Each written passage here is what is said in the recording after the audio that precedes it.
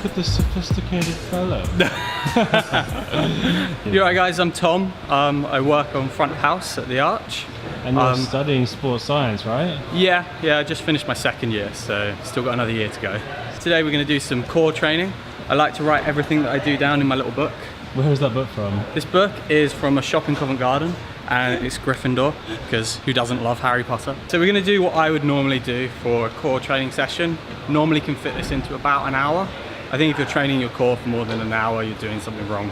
Everything is about core. You want to make sure that you can keep your feet on the wall, keep body tension. That is all anchored by your core. And we're not talking about just abs here, we're talking about your back, down to sort of your hip flexors and up to your chest as well. So what we're going to do first is we're going to go through front levers. Front lever is quite an advanced exercise, but you can definitely like scale it back so you can work up to doing a full front lever. I can't actually pull into it, I have to bring my knees up and push out. At some point I want to be able to do a full front lever, but I'm still working towards it.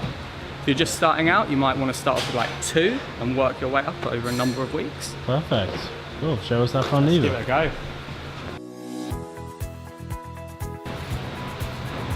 Front lever is essentially, if you think about trying to do a plank but off a bar on your front, you're essentially trying to get into this position with everything in a complete plank. It's really good for your abs, your hip flexors, your legs. Really good for core tension. Oh, that's always hard. Trying to hold it maximally, so I think that was probably about 5 seconds, and then you get a stopwatch, start it off, and it gets to 45, you then try again. You know how I know you're good at training? How do You you have a know? fucking stopwatch. If you had a whistle, you'd be the god of training. It's a bit loud in here, Yeah, have a it's whistle, we might dead real. distract other people. It's not so good. Too nice. Oh, look at that core. Gee, man, you are absolutely shredded right now. Is that So okay? if you can only hold it for like 2 seconds, a second, probably what you want to do is bring it back to an easier level. So maybe with like a knee tucked really high or just both knees tucked. And what you can do is like start just gently pushing one leg out. Knees come in, get into the position, and then just push one leg out really slowly. Really trying to push the hips up towards the sky. Try not to let them sag. Try and really push them up so that you're keeping that nice straight line throughout. Exercise number 2 is one that I nicked off Instagram. I saw it, and I think it's a great variation on doing front levers again. What you do is you bring your knees up to your chest, and then you're driving them out in front of you and basically doing a negative front lever. I normally go sort of 4 reps and do 4 sets. That's a really good one for climbing as well, because when you're sort of locking off and trying to flick your feet out, you want to be able to really hit the small footholds. It's a good one for training core for that. Tom, what time is it? It is superset time. Superset. What does that mean? Supersets are where you've got 2 exercises that are with opposing muscle groups. Yeah. So we're going to do 6 leg raises followed by 6 hyperextensions. It's getting all across your lower back here, which is really neglected in climbing. People think about just trying to force themselves into the wall. Really important to avoid any sort of lower back injuries, that we strengthen our lower And back. it helps if you're on a computer all day. Yeah, massively as well. You know, because you're like this. Oh yeah, tell me about it. I do this a lot. What we're trying to do is not lift with our hip, because that's just getting our hip flexor. What we want to do is lift at our pelvis, so we're engaging our core as well. Then you take no break. What you want to do is, when you're down on the ground, you want to keep your nose right on the ground, hands behind the ears, and what you're aiming to do is not raise your head up, you're aiming to raise your shoulders up and keep your head in line with your shoulders.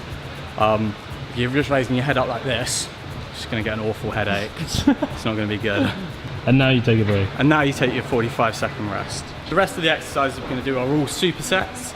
We're going to do a leg to bar and row. So what we do is we hang underneath the bar, bring our legs up, and then we're going to do 6 bar rows, and then we're going to drop down and do 10 ring press ups straight away. Again, you can make this easier by like having the bar close to the ground and just doing the rows like that. So this is going to be 6 and 10. We do slightly more press ups because I'm much stronger at doing press ups than doing the rows. So you want to work again to like slight fatigue. What's it called? Row? Leg to bar row. Leg to bar It's a row. variation on doing rows. Basically makes it a little bit harder. You try and get your legs above the bar, and then you sink your hips down to 90 degrees, so your legs 90 degrees with the body, and then you're aiming to bring the bar to your chest, keeping the elbows nice and tucked in. If any of you have ever been to the gym, you might have seen people do like rows with like an Olympic bar where you bring it like this. Mm-hmm. It's essentially the same thing, but more specific to climbing, because when you're in a roof, you might be having to pull yourself in while your legs are cut so you can get them on. So it's kind of a common theme with a lot of the exercises. I've tried to think about what could be applicable to climbing. Cool.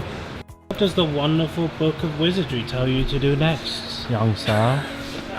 So we're going to do ring rollouts, and then we're going to go into band rotations.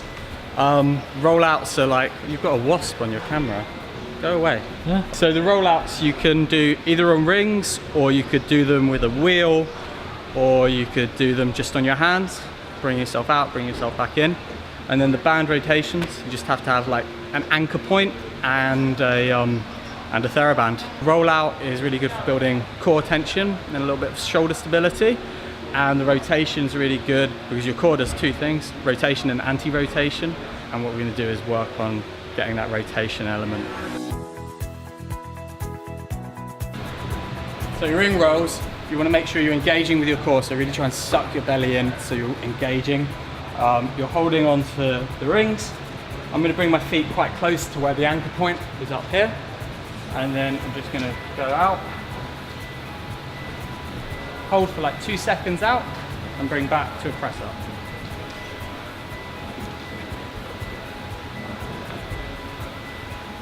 Our band anchored in, we want to bring it out so it reaches our core and it's under tension. Both hands on, and the shoulders back, we're twisting.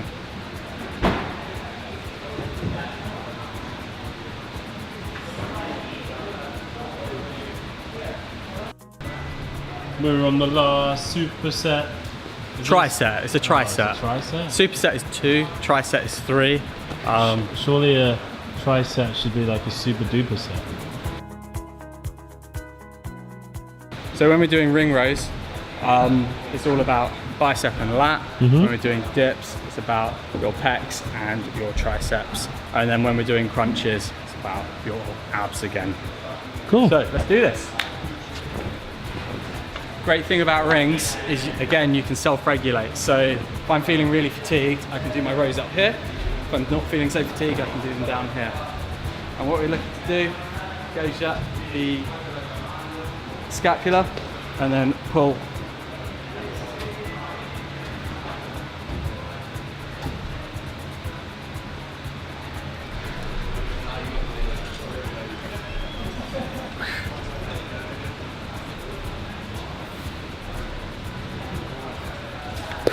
And finally, crunches. And when you're doing crunches, to keep this bit of your back, this lower back, engaged with the ground.